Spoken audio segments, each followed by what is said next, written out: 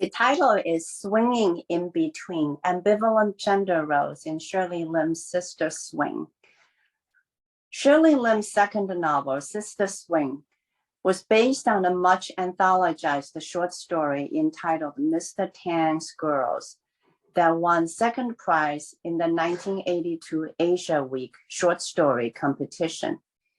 In her earlier memoir, Among the White Moon Faces, and her first novel, Joss and Gold, though America is more or less portrayed as the land of opportunities and freedom, Lim remains nostalgic to her homeland, Malaysia, and more specifically, her hometown, Malacca. Her female characters shuttle between nostalgic and at times melancholy, cross-cultural and cross-national terrains. Sister Swing took a dramatic turn when the author anchors much of the story in America, specifically in New York State and California. It marks as the beginning of the interjection into her imagination of this other national territory.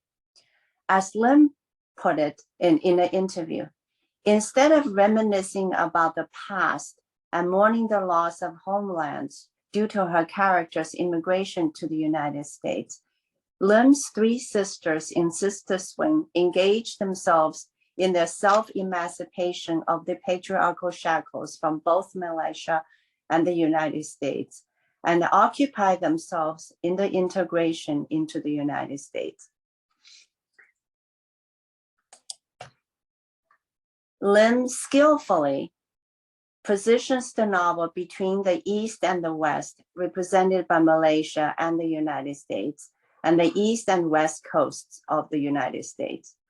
Though all three sisters' endeavors of self-emancipation and search for individual freedom all merit in-depth exploration, preeminence will be devoted to the self-discovery and its attendant transformations of the second sister, Sue, or Sister Swing. What is a woman? What is a good woman? These are questions that have been pondered by many through human history and explored in numerous literary texts. Impatient with her father, Agong's strict enforcement of Confucian gender decorum, Su Sui grows incessantly defiant about his subjugation of his two wives, one in Singapore and one in Malaysia, and the women in his two households. Nicknamed by her older sister Yan as Sister Swing, Su Sui, as a young child, loves the sensation of swinging in the air. She recounts, "When I was 5, Yan took me to the playground at the corner kindergarten and placed me on a swing. Swing, swing," she chanted, pushing the dangling seat into the air, and I felt the rush of a strange animal against my cheeks. End of quote. Urging her sister Yan to push the swing higher and higher, Su Swing felt liberated like a bird rushing up through the warm air. She fancied herself empowered with wings, eager to break away from tacit and explicit familiar and social constraints on being a woman, a good woman. Su Sui finds it ironic that though her family name is Wing, her father, who is referred to as Agong in the text, is the only one who is free to use his wings. Su Sui resents being one of her father's fledglings, and the freedom that is only extended to her father, who shuttles between two wives, two countries, two nests, commands and enjoys unlimited freedom. She laments, "Thousands of Tangs and Lims, but only one Wing family." An occult name, I daydreamed, conjuring feathers and flights as Malacca turned sooty purple in the evening. Bird freedom, but what was the good of magic in Malacca if it didn't do something for us? By 17, I became impatient for something to happen, something promised in our family name.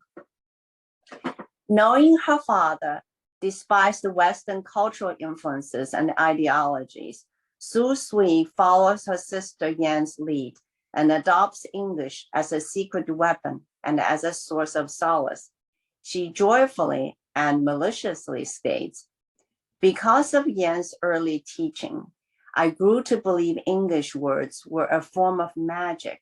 I remembered when she first came home from Methodist school, speaking a strange new language, which broke in her mouth in ways nothing like Chinese. It brought a different force into the world, and one better for being black magic to Archie, who snapped at us in Chinese as we spoke more and more English to each other, leaving her ignorant of our wicked ways. But I liked those sounds pulling me out of Archie's lap and into some place she couldn't follow." A side note, Archie is the family's maid. Su Sui's restlessness and impatience juxtaposes her in direct conflict with the patriarchal Confucian decorum about femininity and obedience enacted upon her by her father and enforced by her family maid, Archie. She carves out a space forbidden and inaccessible to the moral gatekeepers and hides in the magic of the English language that has opened more windows and doors to a fascinating world. In addition to engrossing herself in the English language and pumping herself higher and higher on the plank seat of a swing during every school day recess, Su Sui saves her pocket money to buy Western magazines such as Vogue and Cosmopolitan. She gleefully stares at the Western women and actresses with bright lipstick and mascara who wrapped themselves in the arm of white men. She's breathless and hungry for freedom and eager to energize herself with more transgressions, reading cheap novels, eating cake, trying on vulgar nail polish, and talking about boys. She wants to enjoy life, be a woman on her own terms, following her youthful impulses rather than being confined by Confucian traditions. In her father's Singapore house, Su Sui wanders around and observes the various taxidermized animals in glass encasements. She quickly adopts the mansion as a glass cemetery, where the inhabitants merely exist but do not live on their own terms and dutifully follow the lead of the family patriarch, Agong, a word that in Chinese means king, highness, the grand vizier in 1001 Night. Su Sui's curiosity about her own sexuality and her culminating act of transgression occurs after she reads an English book, Our Bodies, Ourselves, which was loaned to her sister Yan by Mrs. Hughes, who, upon hearing that Agong arranged a marriage for Yan, believed that Yan should be educated about sex and sexuality. Su Sui's examination of her own private anatomy with her older sister Yan, using a mirror and a table lamp, is an obviously deviant act in the prestigious Wing compound. This deviance challenges the sanctity of the Confucian decorum on modesty and femininity. Though seemingly childish, the act of child examination or self-exploration of her sexuality subtly implies Su Sui's claim of her own body, her sexuality, and asserts her agency as an individual and a free-spirited woman. While prowling around the house, Agong accidentally stumbles on the sister's self-examination. He suffers a massive heart attack and literally drops dead in the kitchen. Consumed with shame, Su Sui is eager to go down on her knees in front of her father and beg for his forgiveness. But she doesn't get a chance to express her remorse. Her defiance and disobedience led to the symbolic killing of the patriarch. Knowing that she and Yan inadvertently killed their father, Su Sui only expresses momentary guilt, but not sadness. What was the good of being a wing if you couldn't fly? The strangest thing about our family was the difference between our name and our lives, she muses shortly after her father's death, and is eager to fly away after her father's unexpected passing. Haunted by nightmares about her father, without the prospect of being married due to the lack of potential suitor and the 3-year mourning period, Su Sui decides to go to America to further her studies, and her family was only too eager to send her away. Flying away is a relief, a face-saving strategy. She wants to purge Agong out of her life and does not want memories of him to follow her to America. She recounts, guilty, sorry, relieved, free, elated, hanging for hours between Mama and New York. I remembered my childish delight in that small pause when swinging between fearful speeding higher, and the rushing drop earthward, and wished I could remain suspended between leaving and landing for a little while longer. Su Sui lands in Albany, New York, where Pep's College is. The small college is not what Su Sui expected America to be. Placed in a suite that is normally occupied by students who are in some kind of turmoil, whether medical, financial, or emotional, Su Sui has no roommates and lacks basic social interactions. She becomes afraid to reach out to anyone. She says, I didn't have enough courage to talk to anyone and ate by myself in the corner of the dining hall.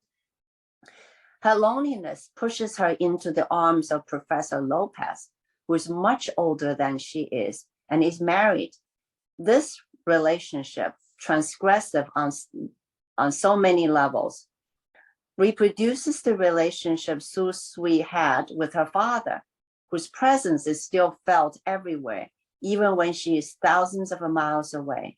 Su Sui is still in mourning of her father and is expected to wear only the color black. Even her pajamas needed to be black. To soothe his anxiety about saying her name, Lopez changes her name. To soothe his anxiety about changing her name, she willingly drops her name from Su Sui to just Sui, and lies in bed silently for him. Through the name change, she forsakes part of her own identity and agency and elevates him to be her black god, a brown sun radiating over her. She changes from the daring go-getter girl she once was in Malaysia, who eagerly defied her father and social conventions, to a timid Asian girl who willingly swallowed Lopez's degrading insinuations about her lack of daring spirit. He fumes that he likes fiery women, not timid Asian women. The relationship ends when Lopez breaks up with Sui, and she returns to Malaysia devastated. Sui's reliance on Lopez as her guiding light and life coach, her seclusion in her tiny suite, and her reluctance to blend in and find a community attest to her inability to live as an independent woman in America. Despite her father's passing and her resistance to his influence, she is still holding on to the ambivalent relationship similar to the one she had with her father. She's unable to dislodge herself from Agong's influence. However, Sui's temporary retreat does not suggest defeat or withdrawal from the battleground of gender negotiations.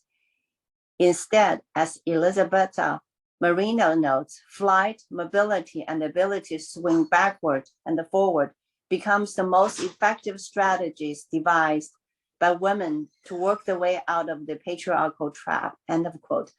After a few months hiatus, Sui returns to America, this time to California, with her sister Yan, who according to their mama is horrid all the time. Armed with Yan's wickedness and strong sisterhood, Sui says 2 months in one main street, squiggly alleyway, Malaka and I was ready to return to America. It didn't matter where, as long as it was away from Agong's house, from old women and nags and black curtains hung everywhere. Eager to escape Agong's invisible presence, Sui enrolls herself and her sister Yan at a college in Long Beach, California. She quickly forges another romantic relationship with Sandy. She says, I liked his confidence, the way he patiently explained how things worked, what to do when the toilet ran and wouldn't stop flowing.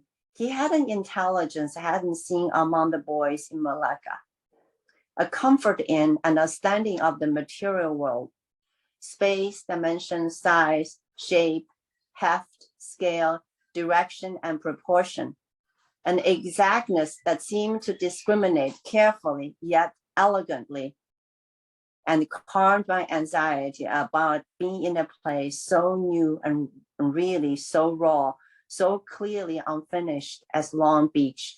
Or perhaps it was Yan and me who were new and raw and needed Sandy to guide us, to polish us through the gates of America. Believing that she needs guidance and polish from Sandy, who, by the way, is a hotel clerk and much less educated than herself, Sui submits herself and Yan to Sandy and views himself as a strong and protective male figure, a brother she and Yan never had. She elevates him to the position of a guard that casts a masculine eye on them. Sui willingly lets Sandy change her name to Sue, he says. Just add an E, make a lot of difference. Unbeknownst to Sui, Sandy is part of a white supremacist group whose intent is to make America white. Sui's willingness to change her name yet again to please the man in her life reveals the extent of her patriarchal indoctrination. But she doesn't just stop here. To fit what Sandy wants her to become, an Asian Aryan, Sui dyes her hair red and clads herself in black leather biker attire. Lim writes, Sui became Sue, and she and Sandy got lost in crowds. It was like a show, and Sue just fitted in. She and Sandy got lost in the middle of the parade. Once again, Sui thrusts herself into a symmetrical relationship, giving herself up to please Sandy. She calls herself I Sue and feels as relaxed as she has ever been sitting in the bar with Sandy. Looking at her own metamorphosis, Sui searches for herself in the mirror. She sees hair bright with bottled color, clothes that color of deep mourning, black as in mourning for Agong, but this time black for Sandy, because that's the color he chose for her. Through this symbolic transformation, Sui attempts not only to please Sandy, but also to rid herself of Agong's haunting presence in her life. She confesses that her drastic transformation is to hide herself from Agong. In doing so, however, Sui loses herself and her own identity as an individual. She becomes, instead, as Sandy's woman. The end of Sui's relationship with Sandy initiates her true transformation, one that is self-propelled and self-directed. After the suspected bombing of a church by Sandy and another member of a white supremacist militia group, Sui learns to drive and buys a brand new car for herself. In search of closure and self-assertion, she and Yan embark on a journey to find the truth about Sandy's whereabouts.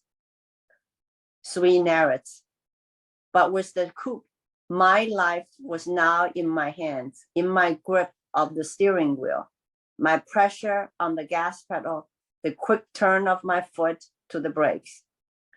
Sui is finally in control, even though she still has ways to go to find and occupy a room of her own. In spite of warnings from her mother and Pastor Fong about New York being a sinful city, Sui decides to go to New York to further her studies. In the final chapter of the book, Sui settles in New York and frees herself from the haunting images of her father as a bird with a fierce beak.